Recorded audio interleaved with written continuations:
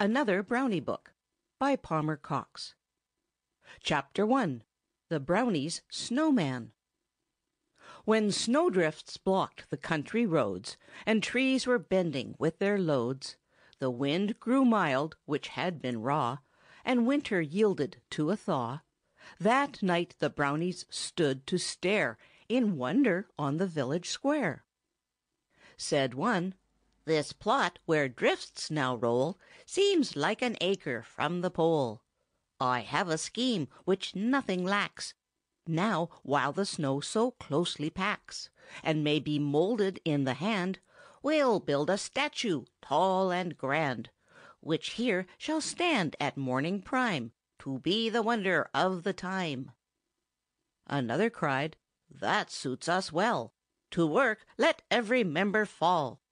When once the task we undertake, be sure no dwarfish man we'll make, but one that proudly may look down on half the buildings in the town.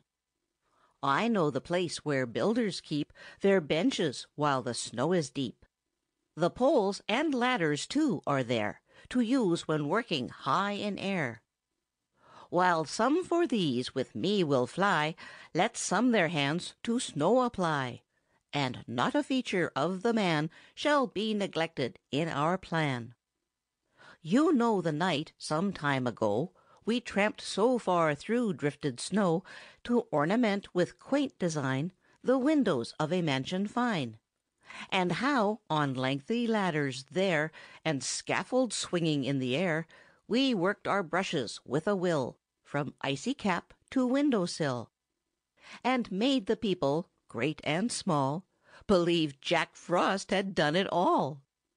To-night we'll work as well, and show a grand result before we go."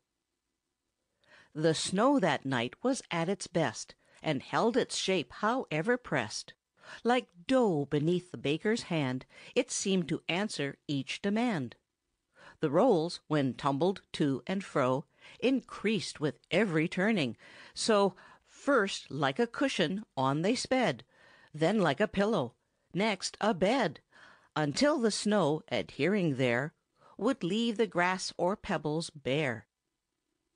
As higher blocks of snow were laid, still higher scaffolding was made, and ladders brought to use instead of those too short to reach the head. Thus grew the form from hour to hour, for Brownie's hands have wondrous power, and let them turn to what they will, surprising work will follow still. Some shaped the legs or smoothed the waist, some saw plump arms were rightly placed. The head was fixed with proper pose, well fashioned were both ears and nose. So closely thronged Brownies high and low, a looker on would hardly know what plan or shape the busy band of cunning Brownies had in hand. But plan they had, and deftness too, as well was seen when they were through. The rounded form and manly port showed modelling of rarest sort, while charcoal eyes, so well designed, they seemed to read the very mind. Long icicles for beard and hair were last affixed with taste and care, and when the poles around the base had been returned each to its place, and every ladder, bench, and board they had in use again was stored, the Brownies stood around a while to gaze upon their work and smile. Each points at head, or hand, or toe, his special handiwork to show. In truth, they had good reason there, with joy and pride, to stand and stare, and contemplate the object white, which loomed above to such a height. And not unlike some hero old, for courage famed or action bold, with finger pointed out as though to indicate the coming foe. But morning light soon came to chase the Brownies to their hiding place, and children on their way to school forgot their lessons and the rule, while gazing on the statue tall that seemed to guard the county hall.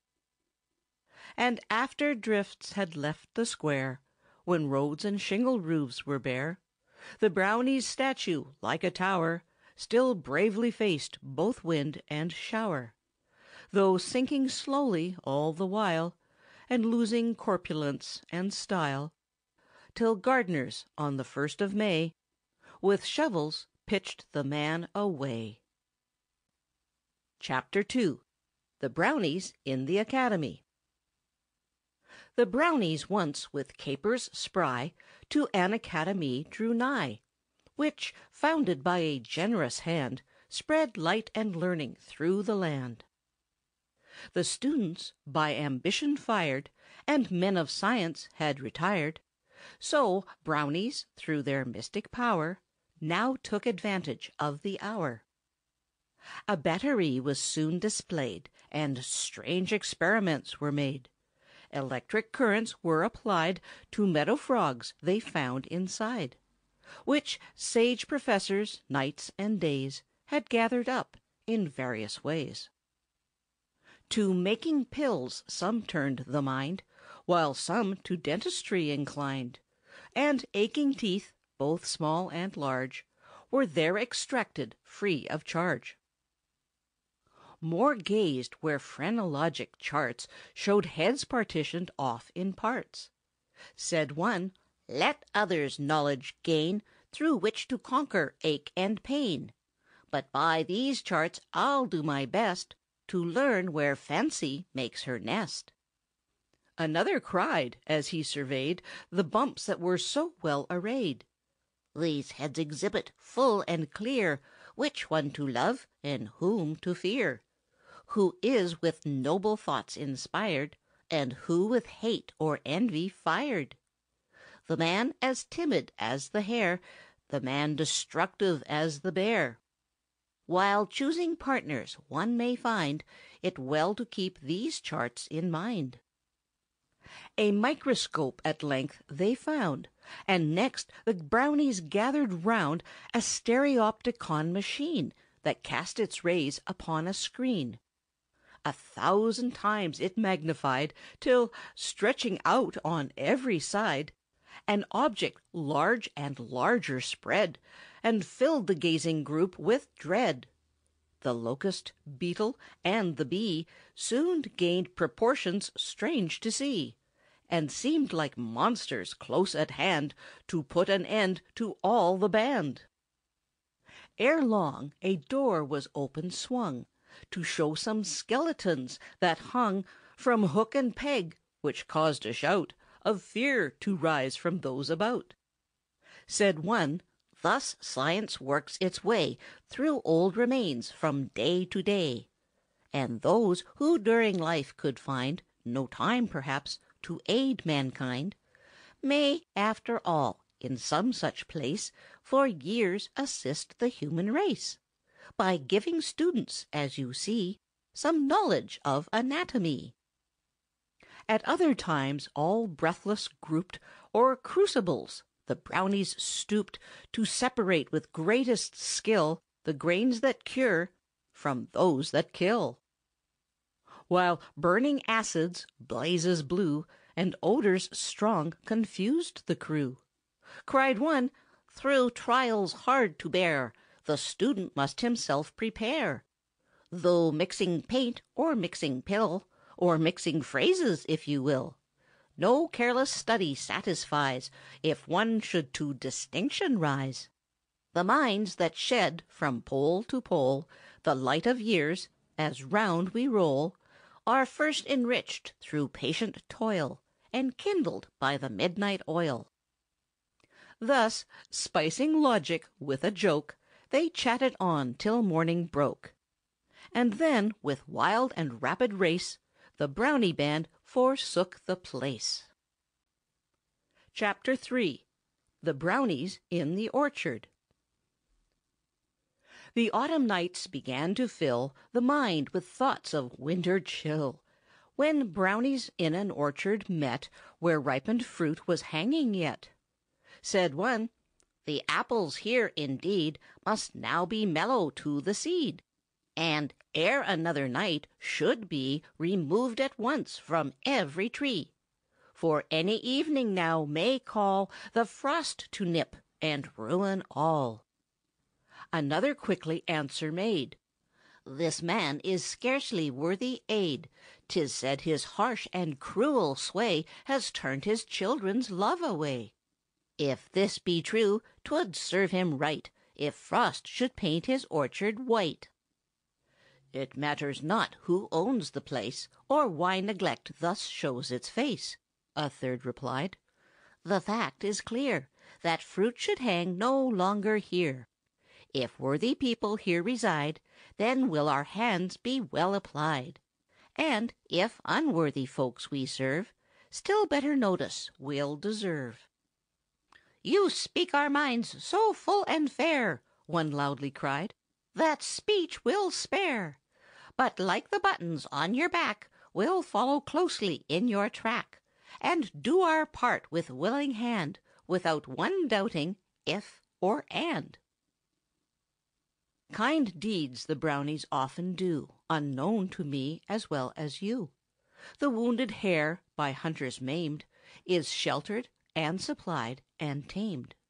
The straying cat they sometimes find, half starved and chased by dogs unkind, and bring it home from many fears to those who mourned its loss with tears.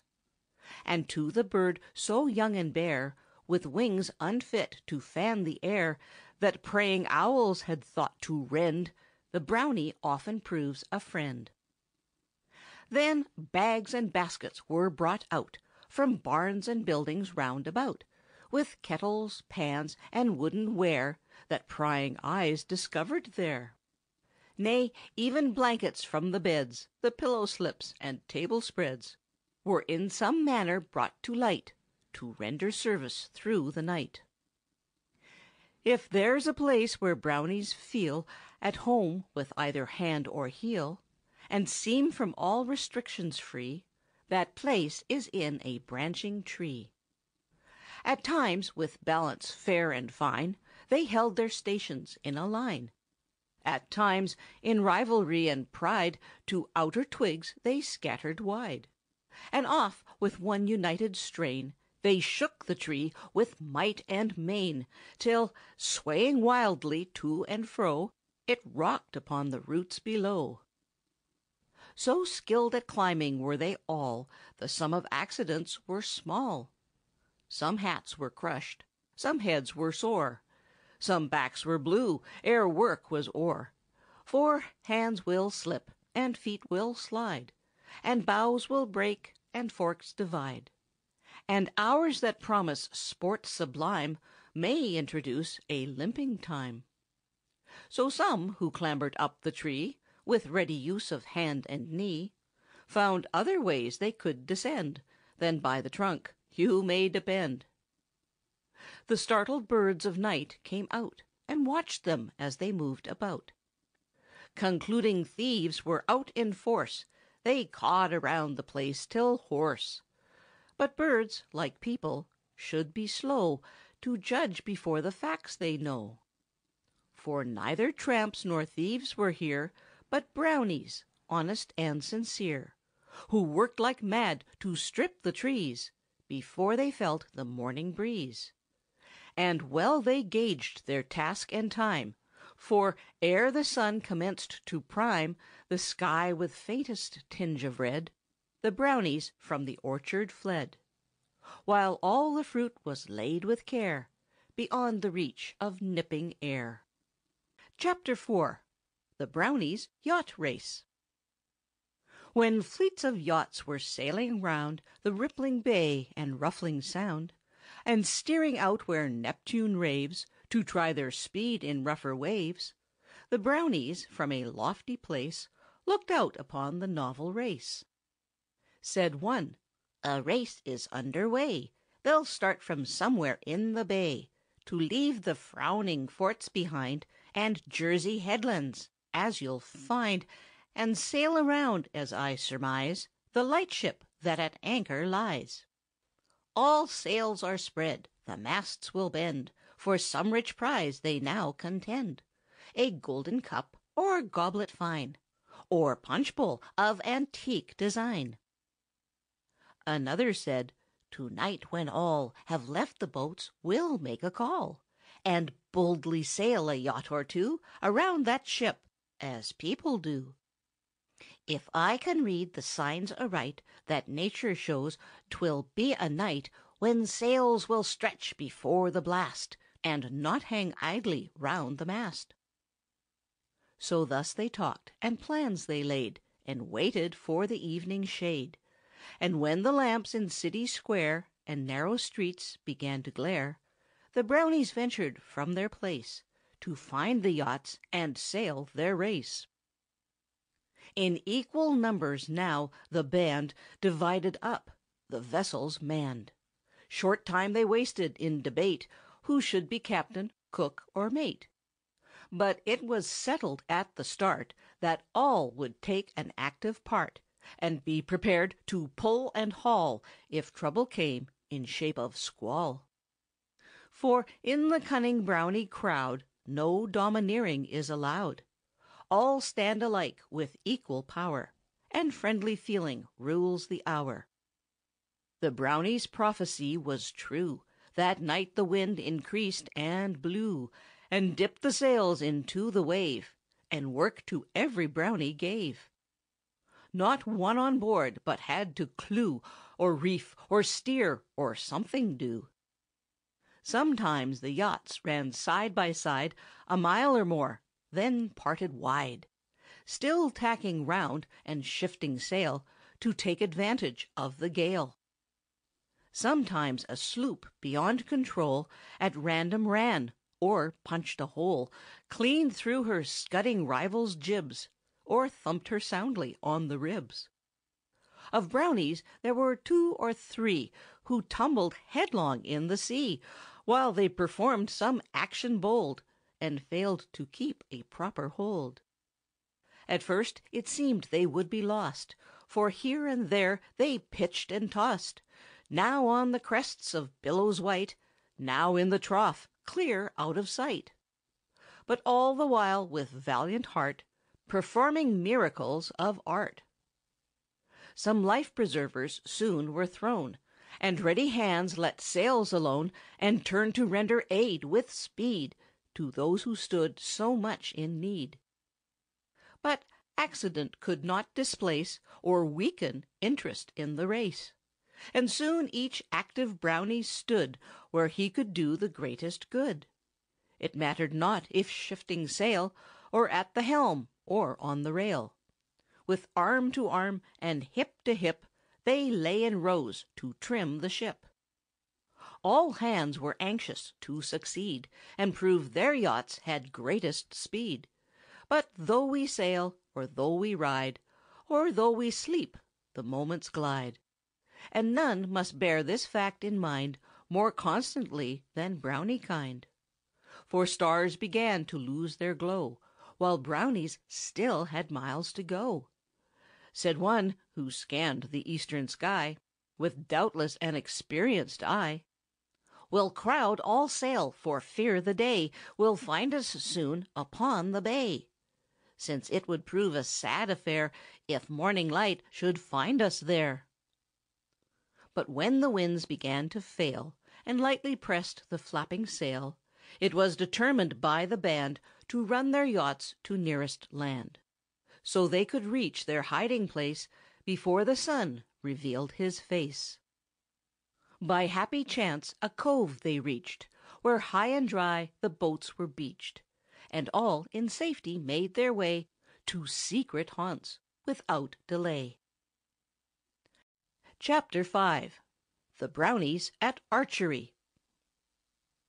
One night the Brownies strayed around a green and level stretch of ground, where young folk oft their skill displayed at archery till evening's shade.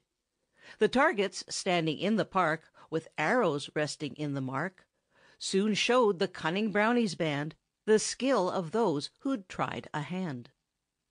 A few in outer rings were fast, some pierced the gold, and more had passed without a touch until they sank in trunk of tree or grassy bank. Said one, "On page and parchment old the story often has been told, how men of valor bent the bow to spread confusion through the foe. And even now, in later times, as travelers find in distant climes, some savage tribes on plain and hill can make it interesting still." Another spoke, "A scene like this reminds me of that valiant Swiss, who in the dark and trying hour revealed such nerve and matchless power, and from the head of his brave son the apple shot, and freedom won. While such a chance is offered here, we'll find the bows that must be near, and as an hour or two of night will bring us round the morning light, we'll make such targets as we may to safer haunts some miles away. Then at our leisure we can shoot at bull's-eyes round or luscious fruit, till, like the Swiss of olden time, with steady nerves and skill sublime, each one can split an apple fair on every head that offers there." Now, buildings that were fastened tight against the prowlers of the night, at the wee Brownies' touch and call, soon opened and surrendered all. So some with bulky targets strode that made for 8 or 10 a load, and called for engineering skill to steer them up or down the hill. Some carried bows of rarest kind that reached before and trailed behind.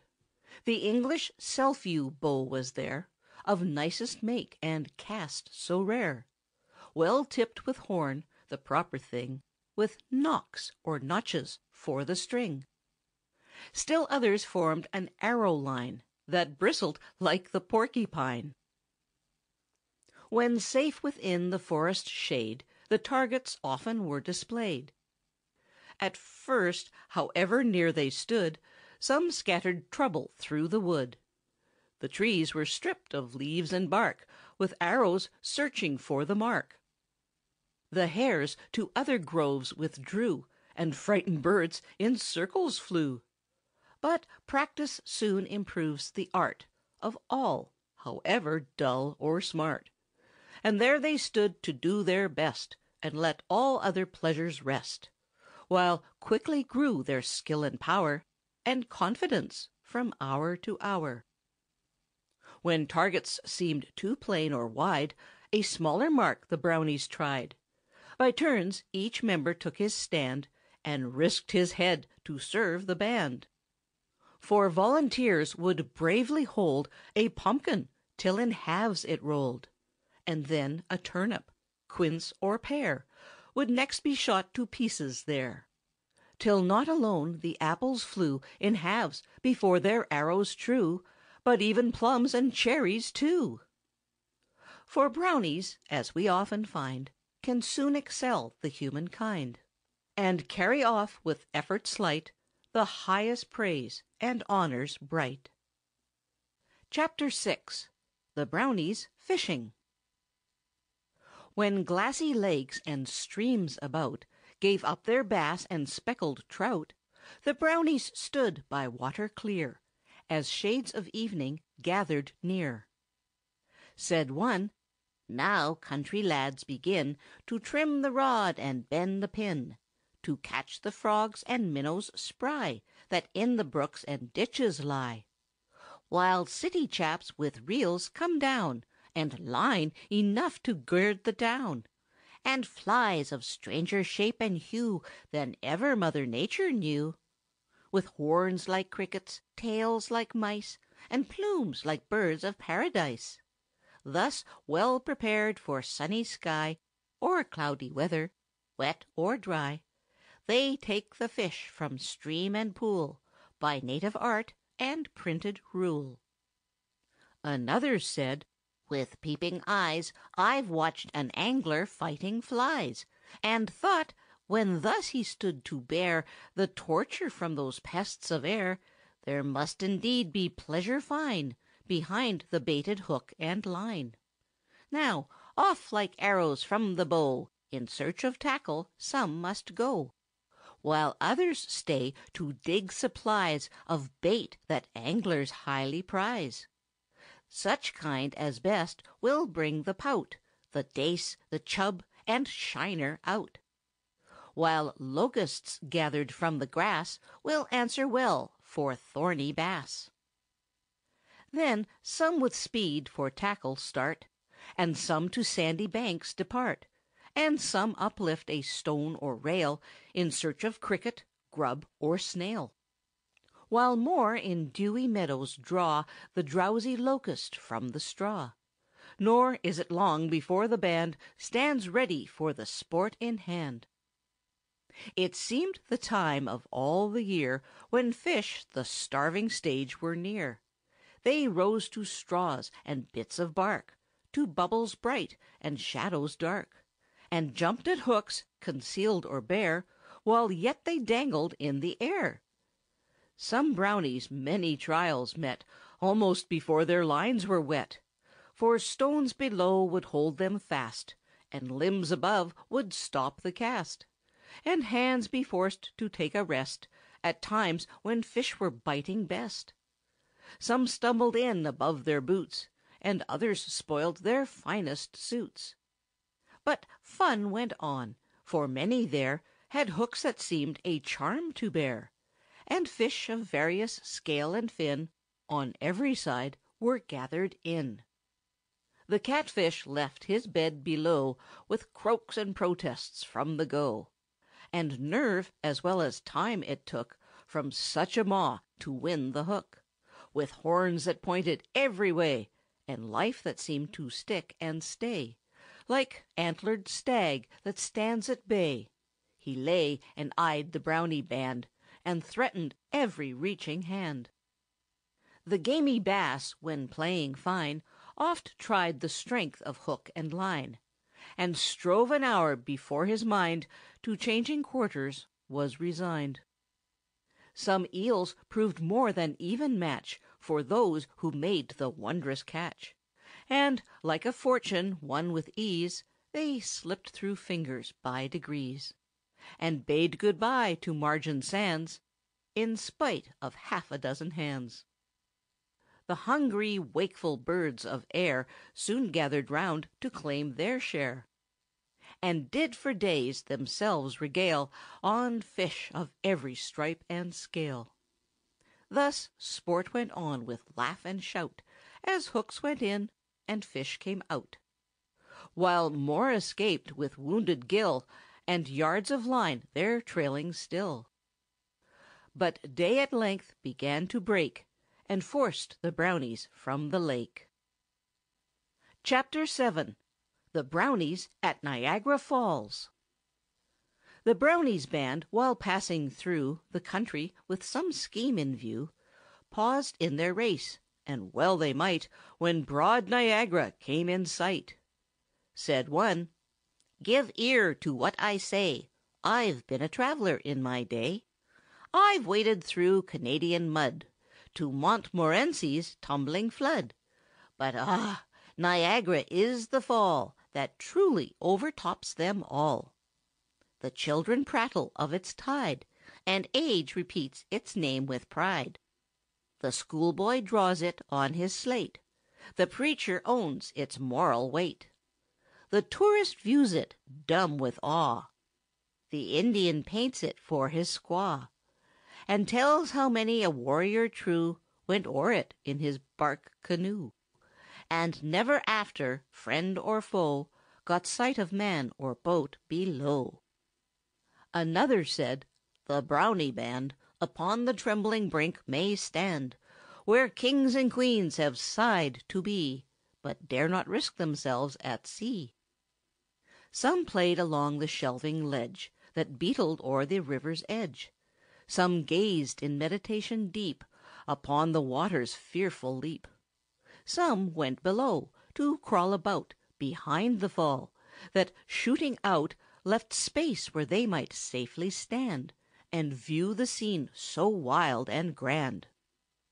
Some climbed the trees of cedar kind that o'er the rushing stream inclined, to find a seat, to swing and frisk, and bend the boughs at fearful risk, until the rogues could dip and lave their toes at times beneath the wave. Still more and more would venture out, in spite of every warning shout.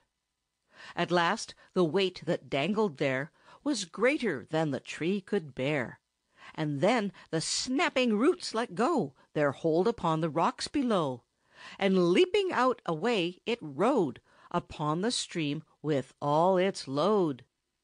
Then shouts that rose above the roar went up from tree-top and from shore, when it was thought that half the band was now forever leaving land.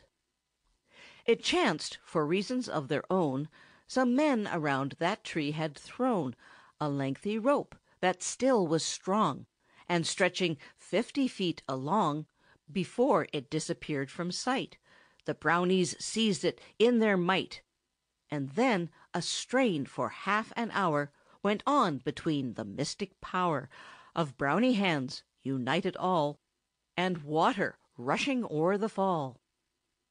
But true to friends the Brownies strained, and inch by inch the tree was gained. Across the awful bend it passed, with those in danger clinging fast, and soon it reached the rocky shore, with all the Brownies safe once more. And then, as morning showed her face, the Brownies hastened from the place. Chapter 8. The Brownies' Garden. One night, as spring began to show in buds above and blades below, the Brownies reached a garden square that seemed in need of proper care. Said one, "Neglected ground like this must argue someone most remiss, or beds and path would here be found instead of rubbish scattered round. Old staves and boots and woolen strings, with bottles, bones, and wire springs, are quite unsightly things to see, where tender plants should sprouting be. This work must be progressing soon, if blossoms are to smile in June." A second said, "Let all give heed, on me depend to find the seed, for, thanks to my foreseeing mind, to merchants' goods we're not confined. Last autumn, when the leaves grew sere, and birds sought regions less severe, one night through gardens fair I sped, and gathered seeds from every bed, then placed them in a hollow tree, where still they rest. So trust to me to bring supplies, while you prepare the mellow garden soil with care." Another cried, "While someone goes to find the shovels, rakes, and hoes that in the sheds are stowed away, we'll use this plough as best we may. Our arms, united at the chain, will not be exercised in vain. But, as if colts were in the trace, we'll make it dance around the place. I know how deep the share should go, and how the sods to overthrow. So not a patch of ground the size of this old cap, when flat it lies, shall but attentive care receive, and be improved before we leave." Then some to guide the plough began, others the walks and beds to plan, and soon they gazed with anxious eyes for those who ran for seed supplies.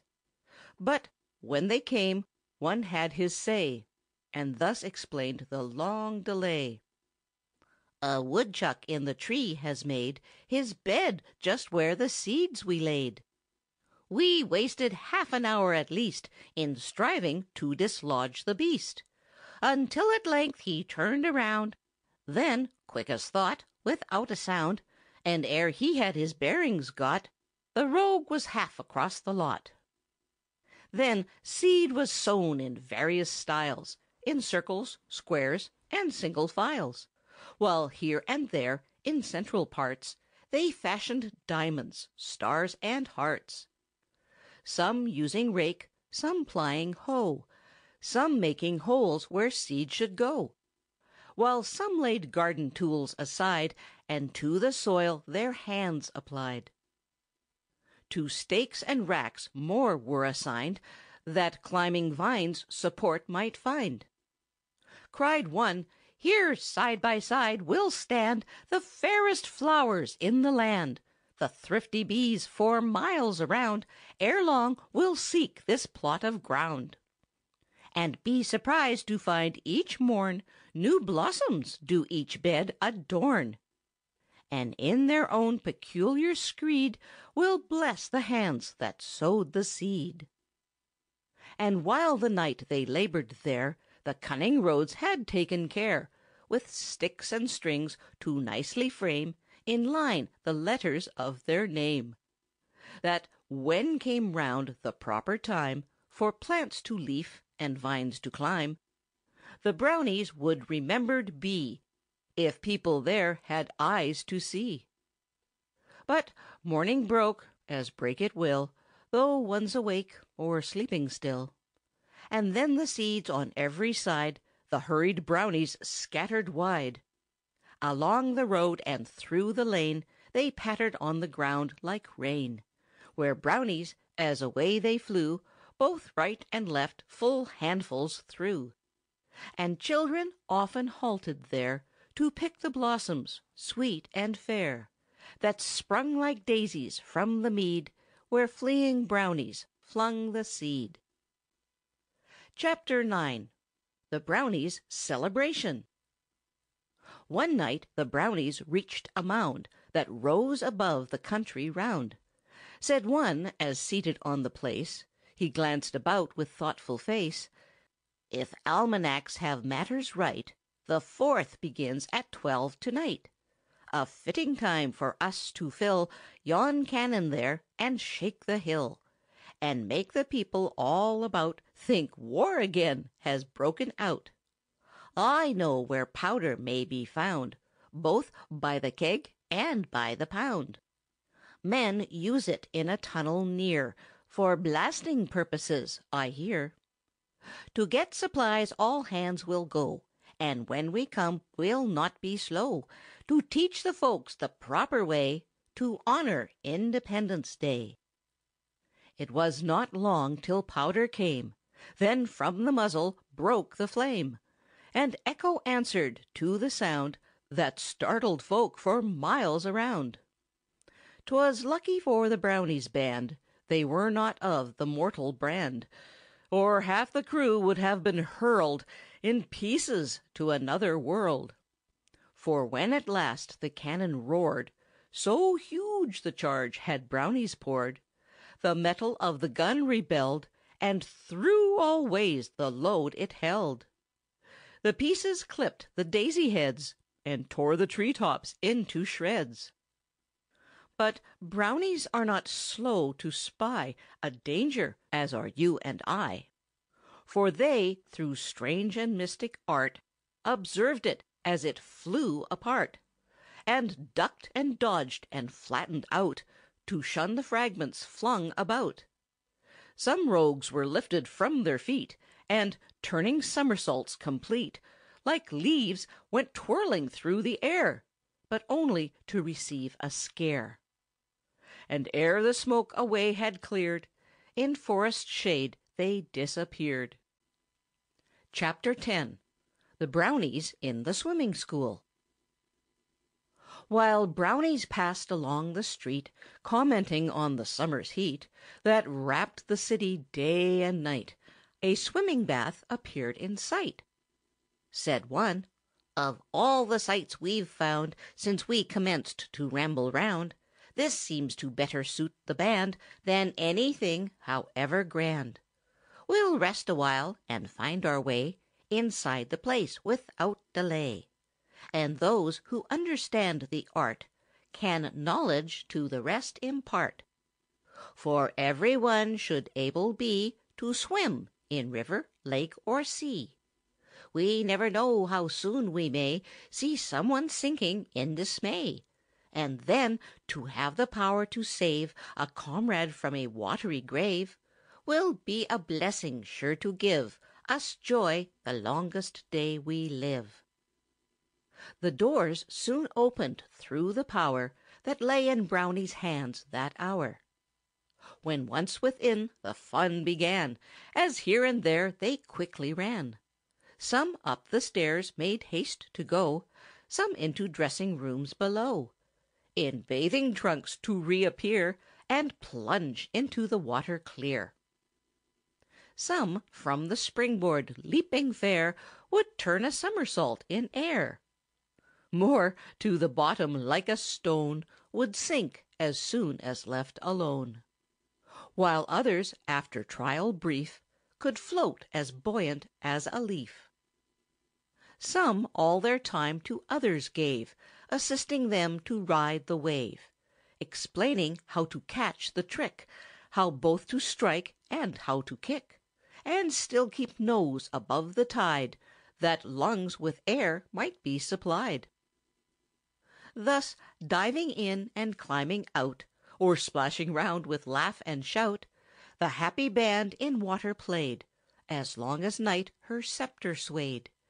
They heard the clocks in chapel towers proclaim the swiftly passing hours.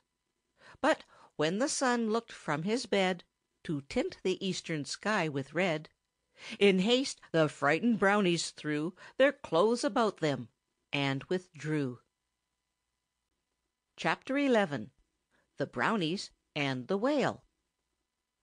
As Brownies chanced at eve to stray around a wide but shallow bay, not far from shore, to their surprise, they saw a whale of monstrous size, that, favored by the wind and tide, had ventured in from ocean wide. But waves receding by and by soon left him with a scant supply. At times, with flaps and lunges strong, he worked his way some yards along, till on a bar or sandy marge he grounded like a leaden barge. "A chance like this for all the band," cried one, "but seldom comes to hand. I know the bottom of this bay like those who made the coast survey. 'Tis level as a threshing floor, and shallow now from shore to shore. That creature's back will be as dry as hay beneath a tropic sky, till morning tide comes full and free, and gives him aid to reach the sea." "I catch the hint," another cried. "Let's all make haste to gain his side, then clamber up as best we may, and ride him round till break of day." At once the band in great delight went splashing through the water bright. And soon to where he rolled about they lightly swam, or waded out. Now climbing up, the Brownies tried to take position for the ride. Some lying down a hold maintained. More, losing place as soon as gained, were forced a dozen times to scale the broad side of the stranded whale. Now, half afloat and half aground, the burdened monster circled round, still groping clumsily about as if to find the channel out. And Brownies clustered close, in fear that darker moments might be near. And soon the dullest in the band was sharp enough to understand. The creature was no longer beached, but deeper water now had reached. For, plunging left or plunging right, or plowing downward in his might, the fact was plain, as plain could be, the whale was working out to sea. A creeping fear will seize the mind as one is leaving shores behind, and knows the bark whereon he sails is hardly fit to weather gales. Soon fancy, with a graphic sweep, portrays the nightmares of the deep, while they can see, with living eye, the terrors of the air sweep by. For who would not a fierce bird dread, if it came flying at his head? And these were hungry, squawking things, with open beaks and flapping wings. They made the Brownies dodge and dip, into the sea they feared to slip. The birds they viewed with chattering teeth, yet dreaded more the foes beneath. The lobster, with his ready claw, the fish with sword, the fish with saw, the hermit crab in coral hall, averse to every social call, the father lasher and the shrimp, the cuttlefish or ocean imp. All these increase the landsman's fright as shores are fading out of sight. Such fear soon gained complete command of every Brownie in the band. They looked behind, where fair and green the grassy banks and woods were seen. They looked ahead, where white and cold the foaming waves of ocean rolled. And then, with woeful faces, drew comparisons between the two. Some blamed themselves for action rash, against all reason still to dash in danger's way and never think until they stood on ruin's brink. While others threw the blame on those who did the risky trip propose. But meantime, deep and deeper still, the whale was settling down until his back looked like an island small that scarce gave standing room to all. But when their chance seemed slight indeed to sport again o'er dewy mead, the spouting whale, with movement strong, ran crashing through some timbers long that lumbermen had strongly tied in cribs and rafts an acre wide. 'Twas then, in such a trying hour, the Brownies showed their nerve and power. The diving whale gave little time for them to choose a stick to climb, but grips were strong, no hold was lost, however high the logs were tossed. By happy chance the boom remained that to the nearest shore was chained, and o'er that bridge the Brownies made a safe retreat to forest shade. Chapter 12. The Brownies' Kites. The sun had hardly taken flight unto the deepest caves of night, or fowls secured a place of rest where Reynard's paw could not molest, when Brownies gathered to pursue their plans regarding pleasures new. Said one, "In spite of hand or string, now hats fly round like crows in spring, exposing heads to gusts of air that ill the slightest draught can bear, while high above the tallest tower, at morning, noon, and evening hour, the youngsters' kites with streaming tails are riding out the strongest gales. The doves in steeples hide away, or keep their houses through the day, mistaking every kite that flies for bird of prey of wondrous size." "You're not alone," another cried, "in taking note. I too have spied the boys of late in street and court, or on the roofs at this fine sport. But yesternight I chanced to see a kite entangled in a tree. The string was nowhere to be found, the tail about a bough was bound. Some birds had torn the paper out to line their nests in trees about. But there beside the wreck I stayed until I learned how kites are made. On me you safely may depend to show the way to cut and bend. So let us now, while winds are high, our hands at once to work apply, and from the hill that lifts its crown so far above the neighboring town, we'll send our kites aloft in crowds to lose themselves among the clouds." A smile on every face was spread at thought of fun like this ahead, and quickly all the plans were laid and work for every Brownie made. Some to the kitchens ran in haste to manufacture pots of paste. Some ran for tacks or shingle nails, and some for rags to make the tails, while more with loads of paper came, or whittled sticks to make the frame. The strings that others gathered soon seemed long enough to reach the moon.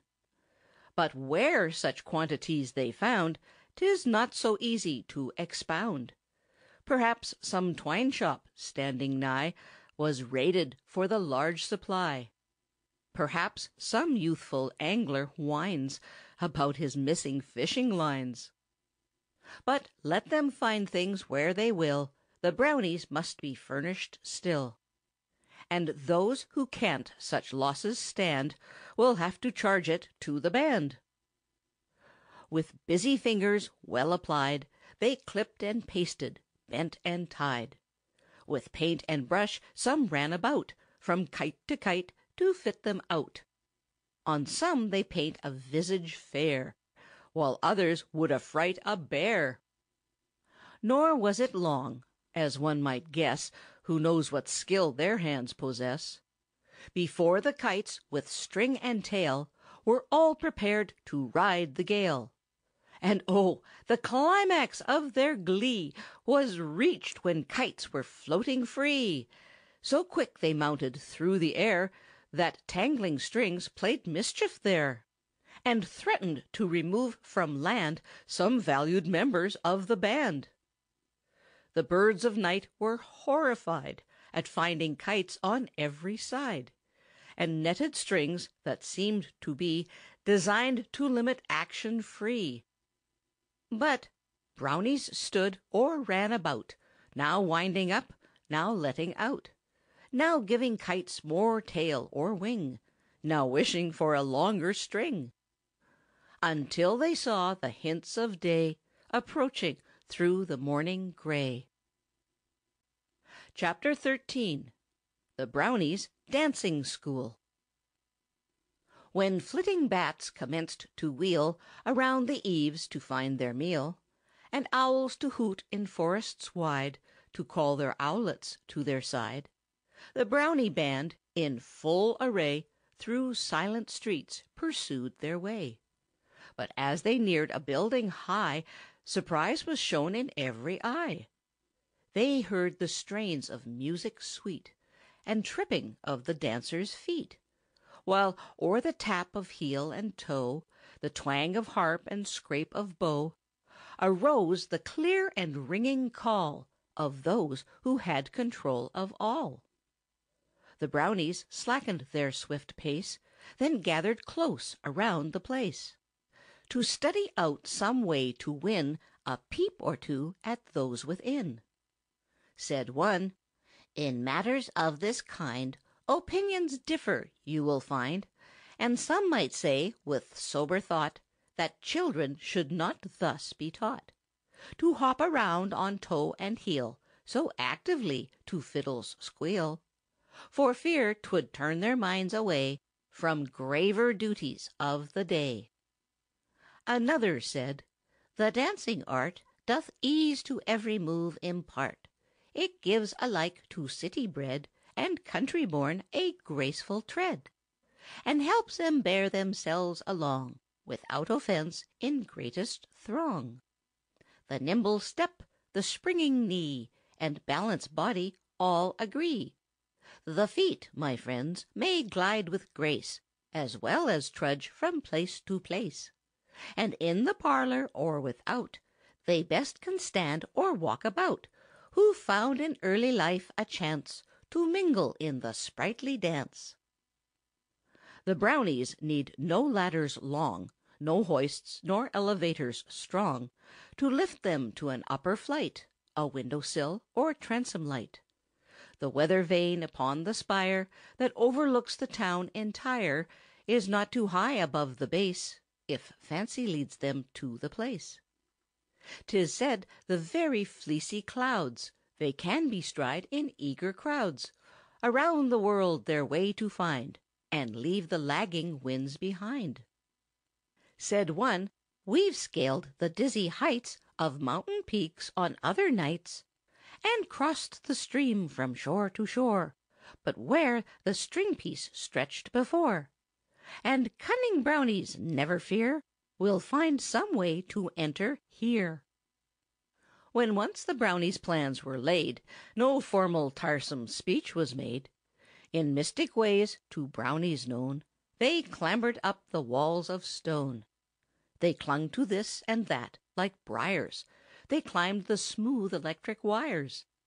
some members lending ready aid to those who weaker nerves displayed. And in 5 minutes at the most, by vine, by bracket, and by post, by every scroll and carving bold that toes could touch or fingers hold, they made their way and gained a chance to view, unnoticed, every dance. Said one, "How pleasant is the sight to see those children young and bright, while skipping blithely to and fro, now joined in pairs, now in a row, or formed in circles hand in hand, and lightly moving, at command, like butterflies through balmy air, when summer spreads attractions fair, and blends with every whispering breeze the drowsy hum of working bees." Another said, "When this is o'er, the Brownie band will take the floor. We'll bide our time, and not be slow to take possession when they go. Then up and down the spacious hall we'll imitate the steps of all. We'll show that not in Frenchmen's bones lies all the grace that nature owns, that others at the waltz can shine as well as Germans from the Rhine, and we some capers can enjoy as well as natives of Savoy." While thus they talked, the moments flew, and soon the master's task was through.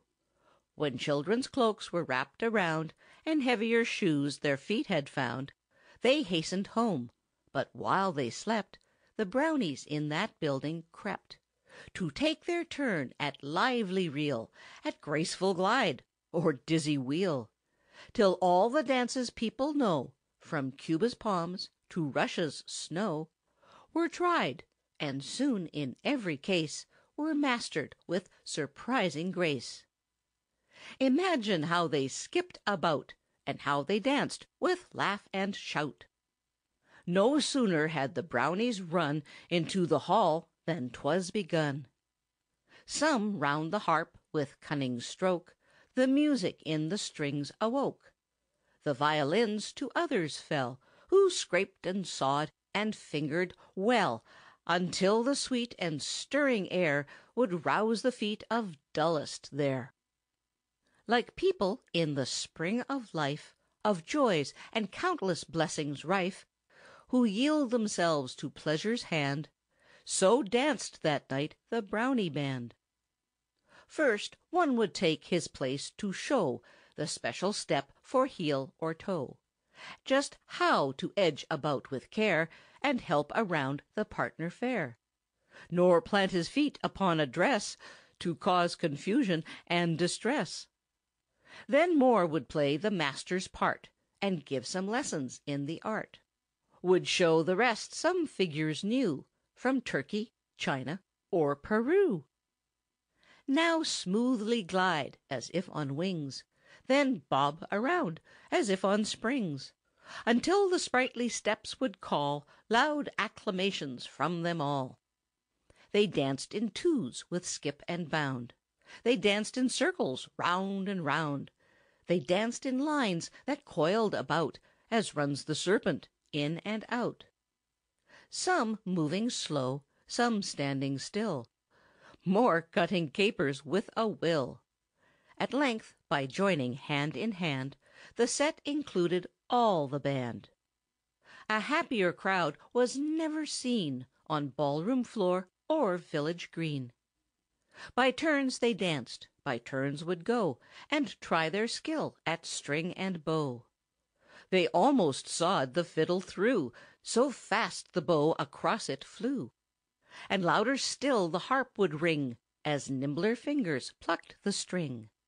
Alike they seemed a skilful band upon the floor or music stand.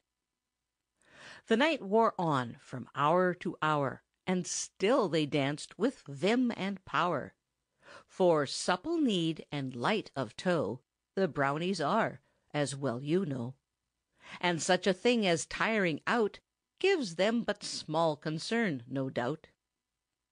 As long as darkness hung her pall in heavy folds around the hall, the Brownies stayed to dance and play until the very break of day. To dance the figures o'er and o'er, they lingered on the polished floor. No sooner was one party done than others the position won. They chose their partners for the set, and bowed and scraped, and smiling met. As night advanced and morning gray nigh and still nigher cast its ray, the lively Brownies faster flew, across and back, around and through. Now down the centre, up the side, then back to place, with graceful glide, until it seemed that even day would hardly drive the band away. At length some, more upon their guard against surprises, labored hard to urge their comrades from the place before the sun would show his face. They pulled and hauled with all their might at those half crazy with delight, who still would struggle for a chance to have at least another dance. Some figure that was quite forgot, although the finest of the lot. Another wished to linger still, in spite of warning words, until each member present on the floor had been his partner twice or more. Meantime, outside, the telltale dyes of morn began to paint the skies, and, one by one, the stars of night grew pale before the morning's light. Alone, bright Venus in the west upheld her torch and warned the rest, while from the hedge the piping note of waking birds began to float, and crows upon the wooded hills commenced to stir and whet their bills. When Brownies scampered from the place and undertook the homeward race, nor made a halt in street or square or verdant park, however fair, but farther from the sight of man and light of day they quickly ran. They travelled at their highest speed, and swiftly must they go indeed, for, like the spokes of some great wheel, the rays of light began to steal still higher up the eastern sky, and showed the sun was rolling nigh. Chapter 14. The Brownies' Candy Pull. One evening, while the Brownies sat enjoying free and friendly chat, some on the trees, some on the ground, and others perched on fences round, one Brownie, rising in his place, addressed the band with beaming face. The listeners gathered with delight around the member, bold and bright, to hear him tell of scenes he'd spied while roaming through the country wide. "Last eve," said he, "to shun the blast, behind a cottage fence I passed. While there I heard a merry rout, and, as the yard was dark without, I crawled along through weeds and grass, through melon vines and broken glass, until I might, unnoticed, win a glimpse of all the sport within. At length, beneath the window pane, to reach the sill I stretched in vain. But, thanks to my inquiring mind, and sundry bricks I chanced to find, the facts I can relate in full about that lively candy pull. An hour or more, I well believe, I stood, their actions to perceive, with elbows resting on the sill, and nose against the window still. I watched them closely at their fun, and learned how everything was done. The younger members took the lead, and carried on the work with speed. With nimble feet they ran about, from place to place, with laugh and shout. But older heads looked on the while, and cheered the youngsters with a smile, and gave advice in manner kind, to guide the inexperienced mind. They placed the sugar in a pot, and stirred it round till boiling hot, then rolled and worked it in their hands, and stretched it out in shining bands, until it reached across the floor, from mantelpiece to kitchen door. These eyes of mine for many a night have not beheld a finer sight. To pull the candy was the part of some who seemed to know the art. The moon had slipped behind the hill, and hoarse had grown the whippoorwill, but still, with nose against the pane, I kept my place through wind and rain. There, perched upon the shaky pile, with bated breath I gazed the while. I watched them with the sharpest sight, that I might tell the tale aright. For all the active youngsters there appeared to have of work their share. Some put fresh sugar in the pot, some kept the fire blazing hot, and worked away as best they could to keep the stove well filled with wood. Indeed, ourselves, with all our skill, at moving here and there at will, would have to lively be and tear around to beat those children there. Some cut it up, more passed it round, while others ate it by the pound. At this a murmur of surprise on every side began to rise. Then smiles o'er every visage flitted, as wide as cheeks and ears permitted. That told what train of thought had sped at once through every Brownie's head. A thought of pleasure near at hand that well would suit the cunning band. The Brownies act without delay when new ideas cross their way, and soon one raised a finger small, and close attention gained from all. They crowded near with anxious glance to learn what scheme he could advance, what methods mention or employ to bring about the promised joy. Said he, "A vacant house is near. The owner leaves it every year for several months, and pleasure seeks on ocean waves or mountain peaks. The range is there against the wall, the pots, the pans, the spoons, and all, while cans of syrup may be found in every grocer's store around. The Brownie must be dull and tame, and scarce deserves to bear the name, who will not join with heart and hand to carry out a scheme so grand."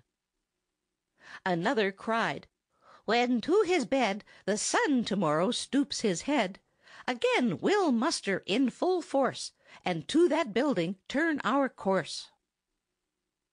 Next eve they gained the street at last, that through the silent city passed, and soon they paused, their eyes they raised, and on the vacant mansion gazed. In vain the miser hides his store, in vain the merchant bars his door, in vain the locksmith changes keys. The Brownies enter where they please. Through iron doors, through gates of brass, and walls of stone they safely pass, and smile to think how soon they can upset the studied schemes of man. Within that house, without delay, behind the guide they worked their way, more happy far and full of glee than was the owner out at sea. The whale, the shark, or fish that flies, had less attraction for his eyes than had the shining candy balls for Brownies swarming through his halls. Soon coal was from the cellar brought, and kindling wood came quick as thought. Then pots and pans came rattling in, and syrup sweet in cans of tin. Just where the syrup had been found, it matters not. It was around. The cunning band was soon possessed of full supplies and of the best. Next, tablespoons of silver fine in every hand appeared to shine, and ladles long, of costly ware, that had been laid away with care. No sooner was the syrup hot than some around the kettle got, and dabbed away in eager haste to be the first to get a taste. Then some were scalded when the spoon let fall its contents all too soon, and gave the tongue too warm a mess to carry without some distress. Then steps were into service brought that dancing masters never taught, and smothered cries and swinging hand would wake the wonder of the band. And when the candy boiled until it could be pulled and hauled at will, take every shape or twist and seem as free as fancy in a dream, the busy, happy-hearted crew enjoyed the moments as they flew. The Brownies in the building stayed, and candy ate as fast as made. But when at length the brightening sky gave warning they must homeward fly, they quickly sought the open air, and had but little time to spare. The shortest way, as often found, was o'er the roughest piece of ground, where rocks as large as houses lay, all scattered round in wild array. Some covered o'er with clinging vines, some bearing up gigantic pines, or spreading oaks that rooted fast, for centuries had stood the blast. But over all the rugged ground the Brownies passed with lightsome bound, now jumping clear from block to block, now sliding down the shelving rock, or cheering on the lagging kind, who here and there would fall behind. Chapter 15. The Brownies and the Locomotive. One night the Brownies found their way to where some tracks and switches lay, and buildings stood such as are found in every town on railroad ground. They moved about from place to place with prying eyes and cautious pace. They peeped in shops and gained a view where cars were standing bright and new, while others that had service known and in some crash were overthrown, on jackscrews, blocks, and such affairs, were undergoing full repairs. The table that turns end for end its heavy load without a bend was next inspected through and through, and tested by the wondering crew. They scanned the signal lights with care that told the state of switches there, showed whether tracks kept straight ahead or simply to some siding led. Then round a locomotive strong they gathered in an earnest throng, commenting on the style it showed, its strength and speed upon the road. Said one, "That pilot, placed before, will toss a cow a block or more. You'd hardly find a bone intact when such a thing her frame has racked. Above the fence, and, if you please, above the smokestack and the trees, will go the horns and heels in air, when hoisted by that same affair." "Sometimes it saves," another cried, "and throws an object far aside, that would to powder have been ground, if rushing wheels a chance had found. I saw a goat tossed from the track, and landed on a farmer's stack. And though surprised at fate so strange, he seemed delighted at the change, and lived content on best of fare until the farmer found him there." Another said, "We'll have some fun, and down the road this engine run. The steam is up, as gauges show, she's puffing, ready now to go. The fireman and the engineer are at their supper in the rear of yonder shed. I took a peep, and found the watchman fast asleep. So now's our time, if we but haste, the joys of railway life to taste. I know the engine driver's art, just how to stop, reverse, and start. I've watched them when they little knew, from every move I knowledge drew. We'll not be seen till under way, and then, my friends, here let me say, the man or beast will something lack who strives to stop us on the track." Then some upon the engine stepped, and some upon the pilot crept, and more upon the tender found a place to sit and look around. And soon away the engine rolled, at speed 'twas fearful to behold. It seemed they ran, where tracks were straight, at least a mile a minute rate. And even where the curves were short, the engine turned them with a snort that made the Brownies' hearts the while rise in their throats for half a mile. But travelers may dangers run on safest roads beneath the sun. They ran through yards where dogs came out to choke with dust that whirled about, and so could neither growl nor bark till they had vanished in the dark. Some pigs that wandered late at night, and neither turned to left nor right, but on the crossing held debate who first should squeeze beneath the gate, were helped above the fence to rise ere they had time to squeal surprise, and never after cared to stray along the track by night or day. But when a town was just in sight, and speed was at its greatest height, alas, that such a thing should be, an open switch the Brownies see. Then some thought best at once to go into the weeds and ditch below, but many on the engine stayed and held their grip, though much dismayed, and waited for the shock to fall that would decide the fate of all. In vain reversing tricks were tried, and brakes to every wheel applied. The locomotive forward flew in spite of all that skill could do. But just as they approached the place where trouble met them face to face, through some arrangement, as it seemed, of which the Brownies never dreamed, the automatic switch was closed, a safety signal light exposed, and they were free to roll ahead and wait for those who'd leapt in dread. Although the end seemed near at hand of every Brownie in the band, and darkest heads through horrid fright were in a moment changed to white, the injuries indeed were small. A few had suffered from their fall, and some were sprained about the toes, while more were scraped upon the nose. But all were able to succeed in climbing to a place with speed, and there they stayed until once more they passed the heavy round-house door.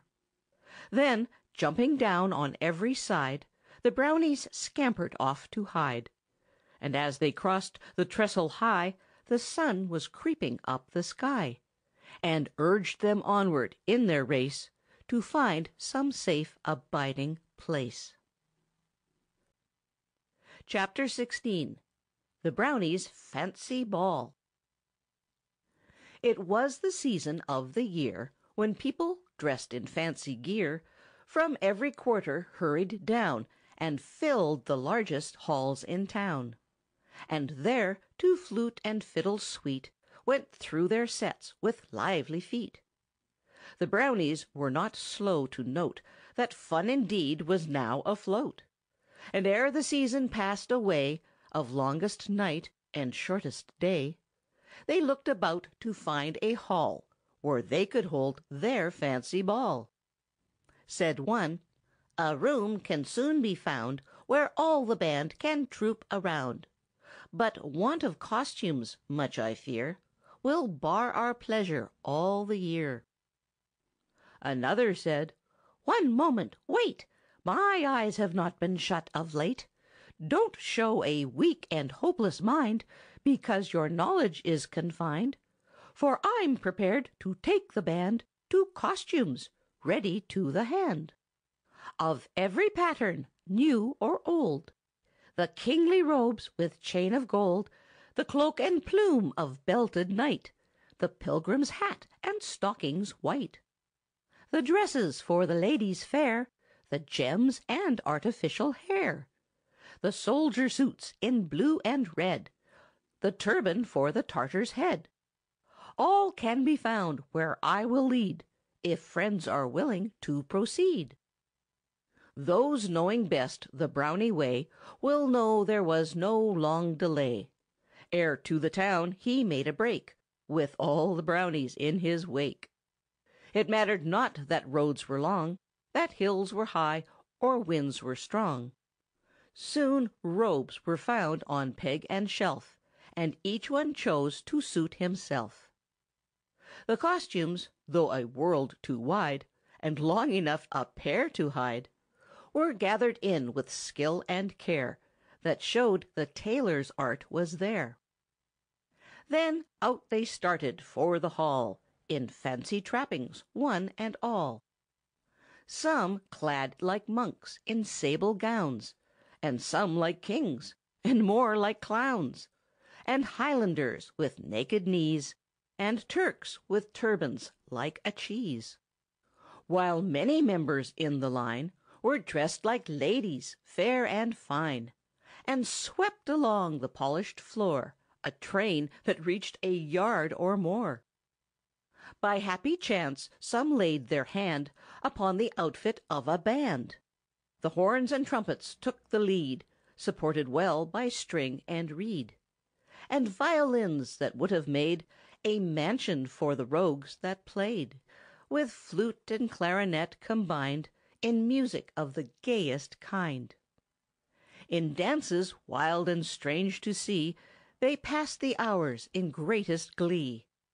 Familiar figures all were lost in flowing robes that round them tossed, and well-known faces hid behind queer masks that quite confused the mind. The queen and clown, a loving pair, enjoyed a light fandango there, while solemn monks of gentle heart in jig and scalp dance took their part. The grand salute with courteous words, the bobbing up and down like birds, the lively skip, the stately glide, the double turn and twist aside, were introduced in proper place, and carried through with ease and grace. So great the pleasure proved to all, too long they tarried in the hall, and morning caught them on the fly ere they could put the garments by. Then, dodging out in great dismay, by walls and stumps they made their way, and not until the evening's shade were costumes in their places laid. Chapter 17. The Brownies and the Tugboat. While Brownies strayed along a pier to view the shipping lying near, a tugboat drew their gaze at last. 'Twas at a neighboring wharf made fast. Cried one, "See what in black and red below the pilot house is spread! In honor of the Brownie band, it bears our name in letters grand. Through all the day she's on the go, now with a laden scow in tow, and next with barges, 2 or 3, then taking out a ship to sea, or through the Narrows steaming round in search of vessels homeward bound. She's staunch and true from stack to keel, and we should highly honored feel." Another said, "An hour ago the men went up to see a show, and left the tugboat lying here. The steam is up, our course is clear. We'll crowd on board without delay, and run her up and down the bay. We have indeed a special claim, because she bears the Brownie name. Before the dawn creeps through the east, we'll know about her speed at least, and prove how such a craft behaves when cutting through the roughest waves.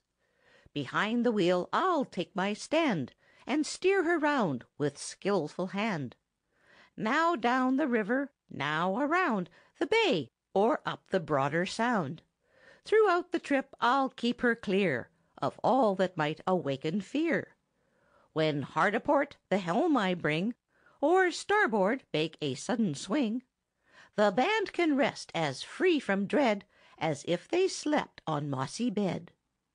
I something know about the seas, I've boxed a compass, if you please, and so can steer her east or west, or north or south, as suits me best. Without the aid of twinkling stars or lighthouse lamps I'll cross the bars. I know when north winds nip the nose, or sou-sou-west the pig wind blows, as hardy sailors call the gale that from that quarter strikes the sail." A third replied, "No doubt you're smart, and understand the pilot's art. But more than one a hand should take, for all our lives will be at stake. In spite of eyes and ears and hands, and all the skill a crew commands, how oft collisions crush the keel, and give the fish a sumptuous meal! Too many rocks around the bay stick up their heads to bar the way. Too many vessels, long and wide, at anchor in the channel ride, for us to show ourselves unwise, and trust to but one pair of eyes. Ere long the tugboat swinging clear turned bow to stream and left the pier, while many Brownies, young and old, from upper deck to lower hold, were crowding round in happy vein, still striving better views to gain. Some watched the waves around them roll, some stayed below to shovel coal. From hand to hand, with pitches strong, they passed the rattling loads along. Some at the engine took a place, more to the pilot-house would race, to keep a sharp lookout ahead, or man the wheel as fancy led. But accidents we oft record, however well we watch and ward. And vessels often go to wreck, with careful captains on the deck. They had mishaps that night, for still, in spite of all their care and skill, while running straight or turning round, in river, bay, or broader sound, at times they ran upon a rock, and, startled by the sudden shock, some timid Brownies, turning pale, would spring at once across the rail, and then, repenting, find all hope of life depended on a rope, that willing hands were quick to throw and hoist them from the waves below. Sometimes too near a ship they ran, for peace of mind; again their plan would come to naught, through lengthy tow of barges passing to and fro. The painted buoys around the bay at times occasioned some dismay. They took them for torpedoes dread, that might the boat in fragments spread, awake the city's slumbering crowds, and hoist the band among the clouds. But thus, till hints of dawn appeared, now here, now there, the boat was steered, with many joys and many fears, that some will bear in mind for years. But at her pier once more she lay, when night gave place to creeping day. Chapter 18. The Brownies tally-ho. As shades of evening closed around, the Brownies, from some wooded ground, looked out to view with staring eye a tally-ho, then passing by. Around the park they saw it roll, now sweeping round a wooded knoll, now rumbling o'er an arching bridge, now hid behind a rocky ridge, now wheeling out again in view, to whirl along some avenue. They hardly could restrain a shout when they observed the grand turn-out, the long brass horn that trilled so loud, the prancing horses, and the crowd of people perched so high in air, pleased every wondering Brownie there. Said one, "A rig like this, we see, would suit the Brownies to a T. And I'm the one, here let me say, to put such pleasures in our way. I know the very place to go to-night to find a tally-ho. It never yet has borne a load of happy hearts along the road, but, bright and new in every part, 'tis ready for an early start. The horses in the stable stand, with harness ready for the hand. If all agree, we'll take a ride for miles across the country wide." Another said, "The plan is fine, you well deserve to head the line. But on the road the reins I'll draw. I know the way to gee and haw, and how to turn a corner round, and still keep wheels upon the ground." Another answered, "No, my friend, we'll not on one alone depend, but 3 or 4 the reins will hold, that horses may be well controlled. The curves are short, the hills are steep, the horses fast, and ditches deep. And at some places half the band may have to take the lines in hand. That night, according to their plan, the Brownies to the stable ran. Through swamps they cut to reach the place, and cleared the fences in their race, as lightly as the swallow flies to catch its morning meal supplies.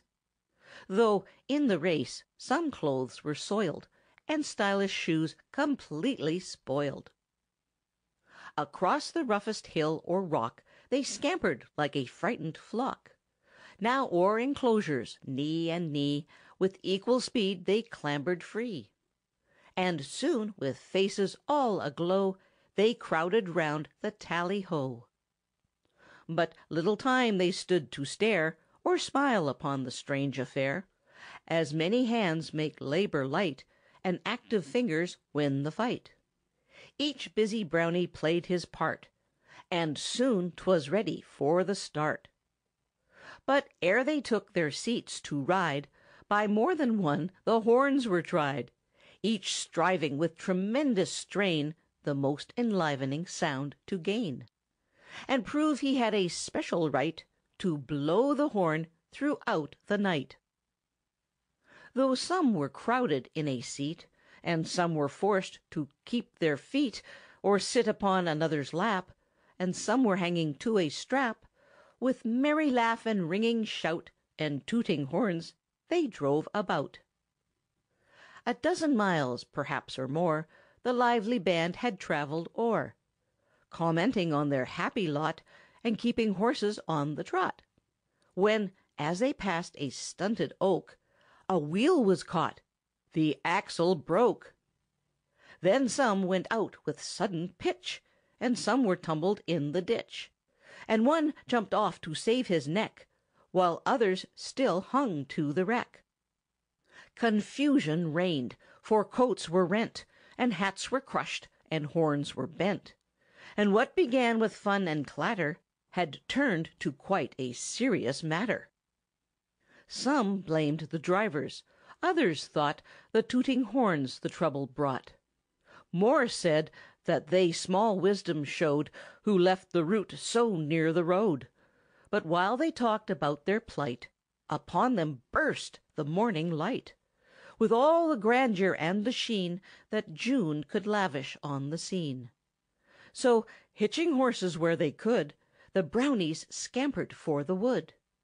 And lucky were the Brownies spry, a dark and deep ravine was nigh, that seemed to swallow them alive, so quick were they to jump and dive, to safely hide from blazing day that fast had driven night away, and forced them to leave all repairs to other heads and hands than theirs. Chapter 19. The Brownies on the Race Track. While Brownies moved around one night, a seaside race track came in sight. "'Tis here," said one, "the finest breed Of horses often show their speed. Here, neck and neck, and nose, beneath the jockey's urging blows, they sweep around the level mile, the people shouting all the while, and climbing up or crowding through to gain a better point of view, so they can see beyond a doubt how favorites are holding out." Another said, "I know the place where horses wait to-morrow's race. We'll strap the saddles on their back and lead them out upon the track. Then some will act the jockey's part, and some, as judges, watch the start, and drop the crimson flag to show the start is fair and all must go." Ere long the Brownies turned to haul each wondering racehorse from his stall. They bridled them without delay, and saddles strapped in proper way. Some restless horses rearing there would toss their holders high in air, and test the courage and the art of those who took an active part. Said one, "I've lurked in yonder wood, and watched the races when I could. I know how all is done with care when thus for racing they prepare, how every buckle must be tight, and every strap and stirrup right, or jockeys would be on the ground, before they circled halfway round. When all was ready for the show, each Brownie rogue was nowise slow at climbing up to take a place and be a jockey in the race. Full half a dozen Brownies tried upon one saddle now to ride, but some were into service pressed as judges to control the rest, to see that rules were kept complete, and then decide who won the heat. A dozen times they tried to start. Some shot ahead like jockeys smart, and were prepared to take the lead around the track at flying speed. But others were so far behind, on horses of unruly mind, the judges from the stand declare the start was anything but fair. So back they'd jog at his command, in better shape to pass the stand. Indeed, it was no simple trick to ride those horses shy and quick, and only for the mystic art that is the Brownie's special part, a dozen backs at least had found a resting place upon the ground. The rules of racing were not quite observed in full upon that night. Around and round the track they flew, in spite of all the judge could do. The race, he tried to let them know, had been decided long ago. But still the horses kept the track, with Brownies clinging to each back. Some racers of the jumping kind at times disturbed the rider's mind, when from the track they sudden wheeled and over fences took the field, as if they hoped in some such mode to rid themselves of half their load. But horses, howsoever smart, are not a match for Brownie art. For still the riders stuck through all, in spite of fence or ditch or wall. Some clung to saddle, some to mane, while others tugged at bridle rein. So all the steeds found it would pay to let the Brownies have their way, until a glimpse of rising sun soon made them leave the place and run. Chapter 20. The Brownies' Birthday Dinner. When people through the county planned to give their public dinners grand, the Brownies met at day's decline to have a birthday banquet fine. "The proper things," a speaker cried, "await us here on every side. We simply have to reach and take, and choose a place to boil and bake. With meal and flour at our feet, and wells of water pure and sweet, the Brownie must be dull indeed who lacks the gumption to proceed. We'll peel the pumpkins, ripened well, and scoop them hollow like a shell. Then slice them up the proper size to make at length those famous pies, for which the people, small and great, are ever quick to reach a plate." This pleased them all, so none were slow in finding work at which to go. A stove that chance threw in their way was put in shape without delay. Though doors were cracked and legs were rare, the spacious oven still was there, where pies and cakes and puddings wide might bake together side by side. The level top, though incomplete, gave pots and pans a welcome seat, where stews could steam and dumplings found a fitting place to roll around. Some lengths of pipe were raised on high that made the soot and cinders fly, and caused a draught throughout the wreck that door or damper failed to check. The rogues who undertook the part that tries the cook's delightful art had smarting hands and faces red before the tablecloth was spread. But what cared they at such an hour for singeing flame or scalding shower? Such ills are always reckoned slight when great successes are in sight. There cakes and tarts and cookies fine, of both the leaf and notched design, were ranged in rows around the pan that into heated ovens ran, where, in what seemed a minute's space, another batch would take their place. While birds that had secured repose above the reach of Reynard's nose, without the aid of wings came down to be at midnight roasted brown. They found some boards and benches laid aside by workmen at their trade, and these upon the green were placed by willing hands with proper haste.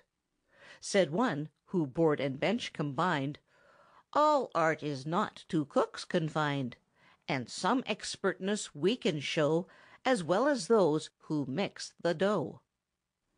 And all was as the speaker said.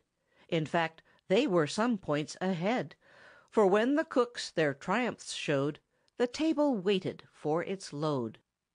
The knives and forks and dishes white by secret methods came to light.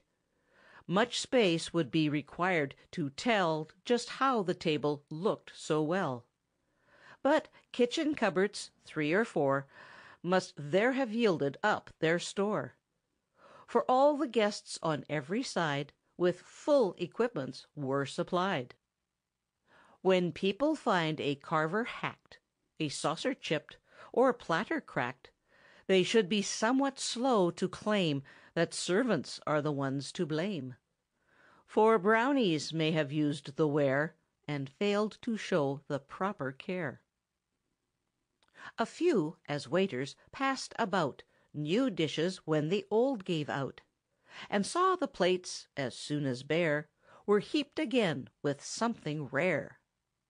No member, as you may believe, was anxious such a place to leave, until he had a taste at least of all the dishes in the feast. The Brownies, when they break their fast, will eat as long as viands last, and even birds cannot depend on crumbs or pickings at the end. The plates were scraped, the kettles clean, and not a morsel to be seen, ere Brownies from that table ran to shun the prying eyes of man.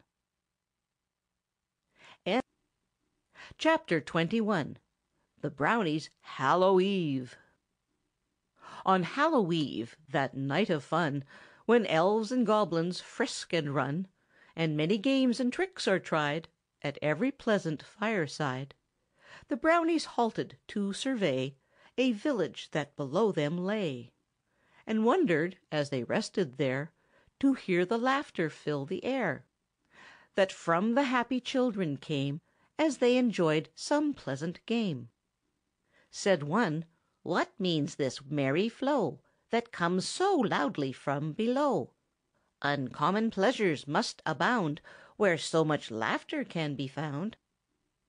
Another said, "Now, by your leave, I'll tell you 'tis All Hallow Eve, when people meet to have their sport at curious games of every sort.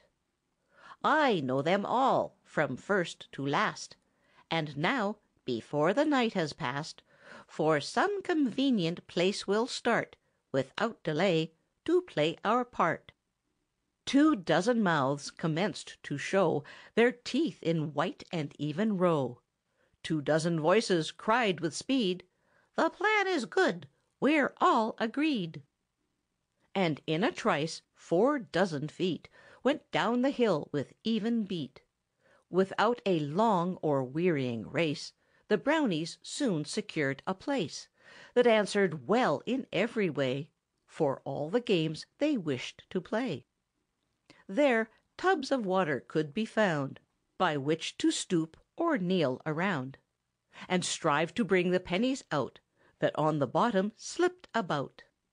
Then heads were wet, and shoulders too, where some would still the coin pursue, and mouth about now here and there, without a pause or breath of air, until in pride, with joyful cries, they held aloft the captured prize. More, stood the tempting bait beneath, and with a hasty snap of teeth the whirling apple thought to claim, and shun the while the candle's flame, but found that with such pleasure goes an eyebrow singed or blistered nose. More named the oats, as people do, to try which hearts are false, which true, and on the griddle placed the pair, to let them part or smoulder there, and smiled to see, through woe and weal, how often hearts are true as steel. Still others tried to read their fate, or fortune in a dish or plate, learn whether they would ever wed, or lead a single life instead, or if their mate would be a blessing, or prove a partner most distressing.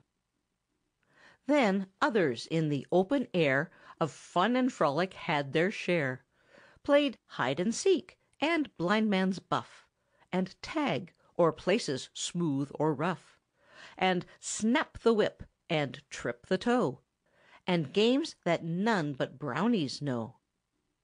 As if their lives at stake were placed, they jumped around, and dodged and raced, and tumbled headlong to the ground, when feet some hard obstruction found. At times across the level mead some proved their special claims to speed, and as reward of merit wore a wreath of green, till sport was o'er. The hours flew past as hours will, when joys do every moment fill.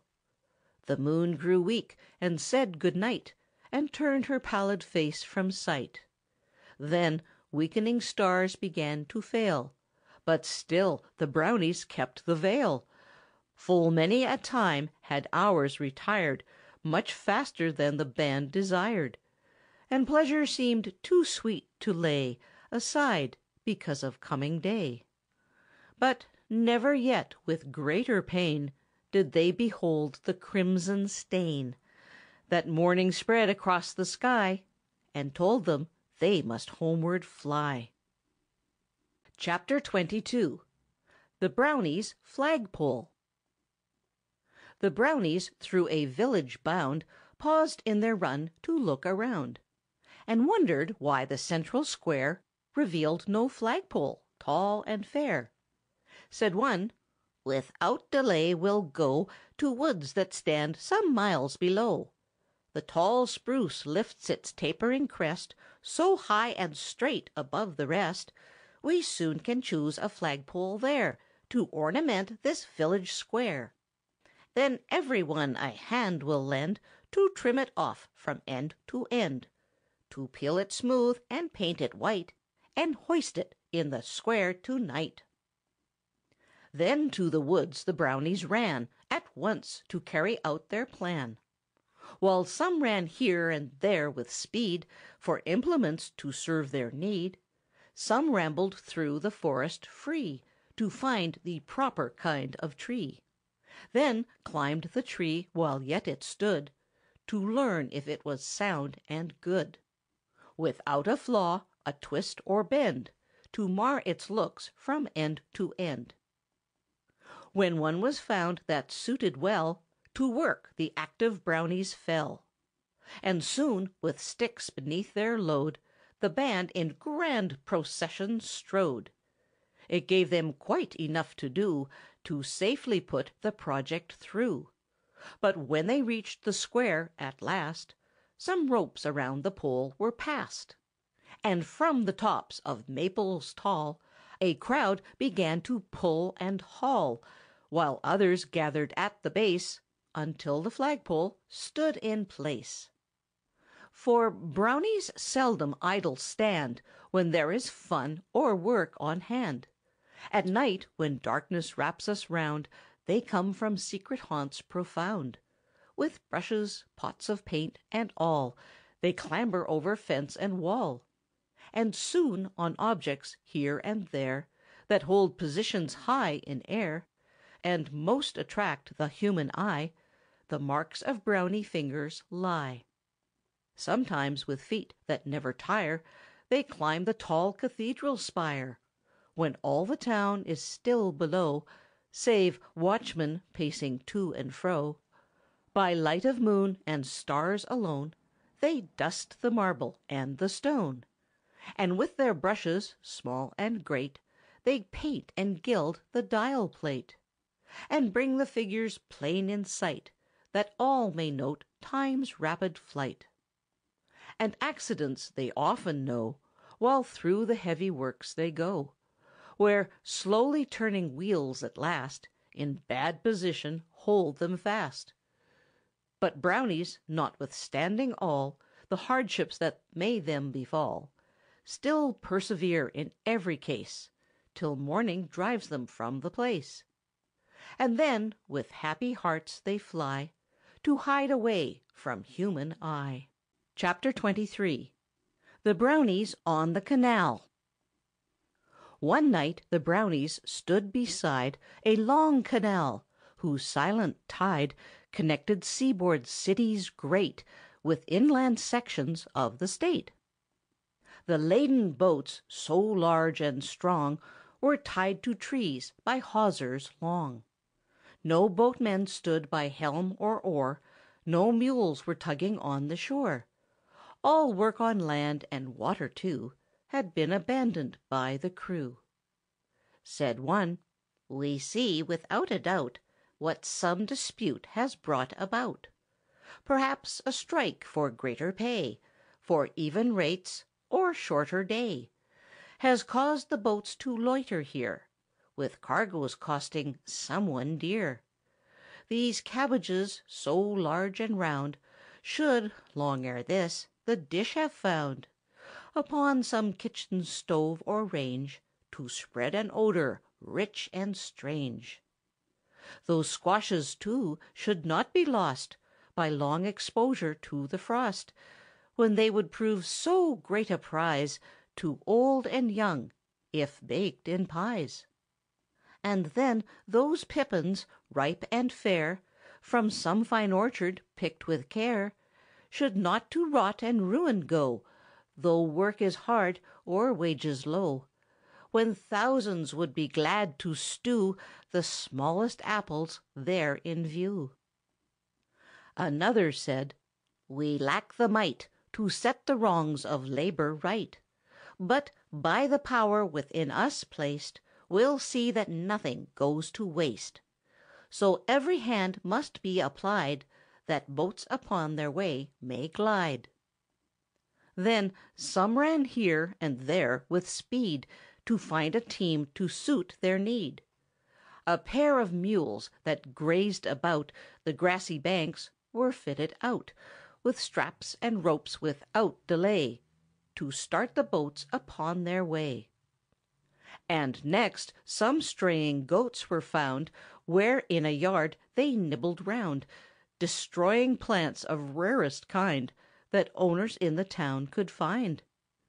Soon, taken from their rich repast, they found themselves in harnessed fast.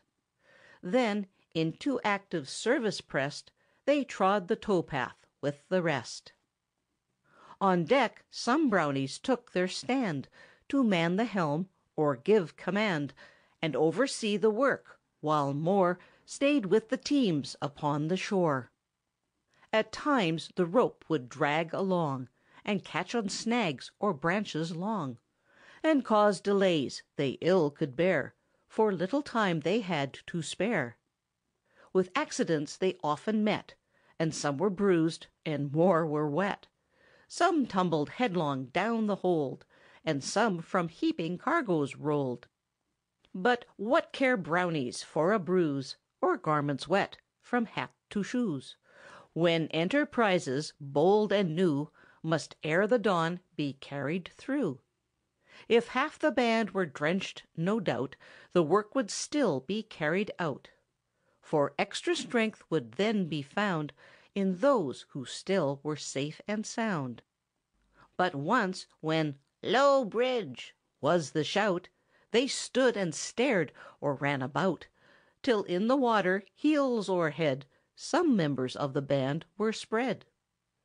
A few could swim, and held their own, but more went downward like a stone, until, without the plummet's aid, they learned how deep canals are made.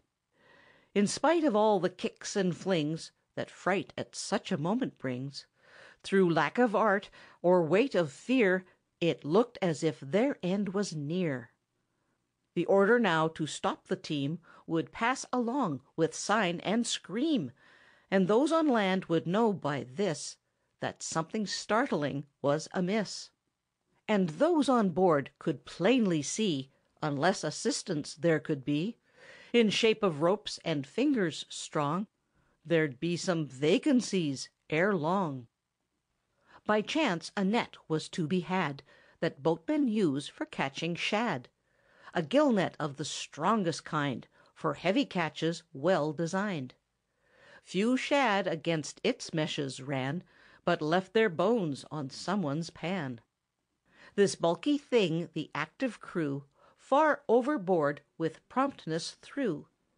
A hold at once some Brownies found, while others in its folds were bound, until, like fish in great dismay, inside the net they struggling lay.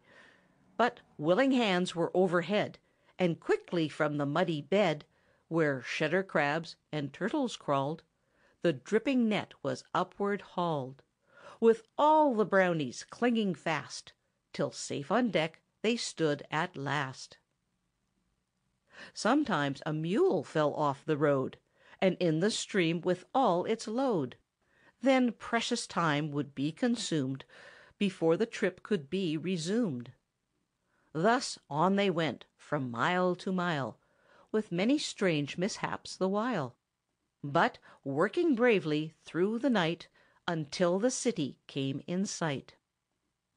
Said one, "Now, thanks to bearded goats and patient mules, the heavy boats for hours have glided on their way, and reached the waters of the bay. But see, the sun's about to show his colors to the world below, and other birds than those of night begin to take their morning flight. Our time is up, we've done our best, the ebbing tide must do the rest. Now drifting downward to their pier, let barges unassisted steer, while we make haste, with nimble feet, to find in woods a safe retreat." Chapter 24. The Brownies in the Studio. The Brownies once approached in glee a slumbering city by the sea.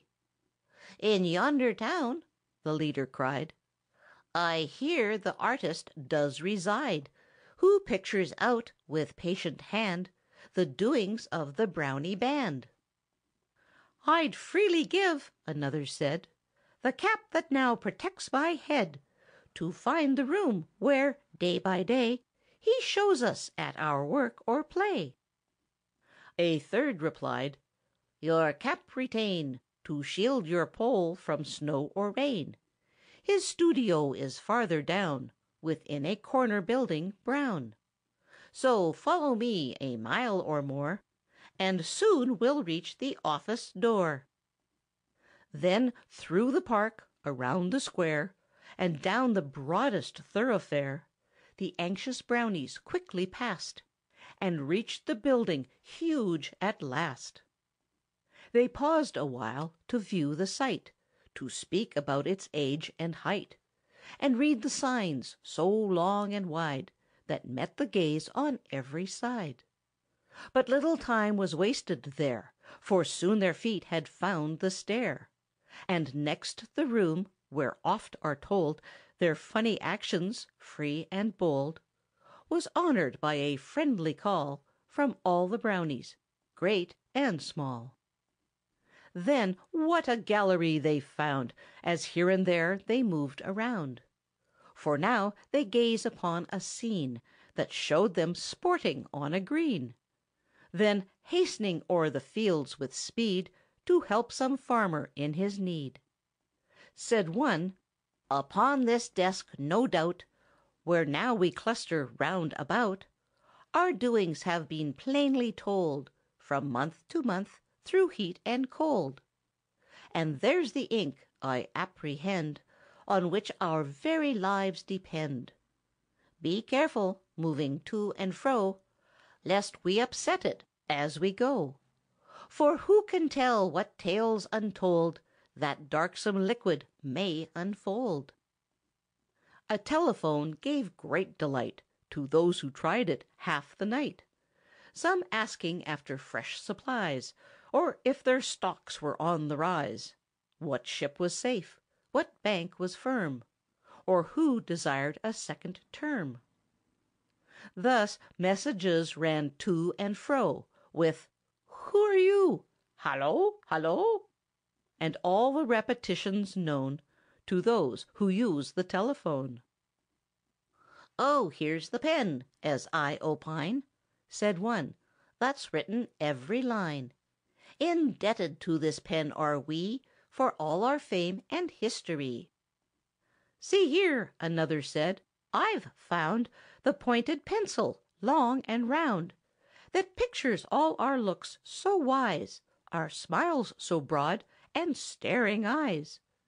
'Tis well it draws us all right, or we might bear it off to-night. But glad are we to have our name in every region known to fame. To know that children lisp our praise, and on our faces love to gaze. Old pistols that brave service knew at Bunker Hill were brought to view, in mimic duels on the floor, and snapped at paces 3 or 4. While from the foils the Brownies plied the sparks in showers scattered wide, as thrust and parry, cut and guard, in swift succession followed hard. The British and Mongolian slash were tried in turn with brilliant dash, till foils, and skill, and temper too, were amply tested through and through. They found old shields that bore the dint of spears and arrow-heads of flint, and held them up in proper pose, then rained upon them Spartan blows. Lay figures, draped in ancient styles, from some drew graceful bows and smiles, until the laugh of comrades nigh led them to look with sharper eye. A portrait now they criticize, which every one could recognize. The features, garments, and the style soon brought to every face a smile. Some tried a hand at painting there, and showed their skill was something rare, while others talked and rummaged through the desk to find the stories new, that told about some late affair of which the world was not aware. But pleasure seemed to have the power to hasten every passing hour, and bring too soon the morning chime, however well they note the time. Now from a chapel's brazen bell the startling hint of morning fell, and Brownies realized the need of leaving for their haunts with speed. So down the staircase to the street they made their way with nimble feet, and ere the sun could show his face, the band had reached a hiding place. End of Chapter 24. End of Another Brownie Book by Palmer Cox.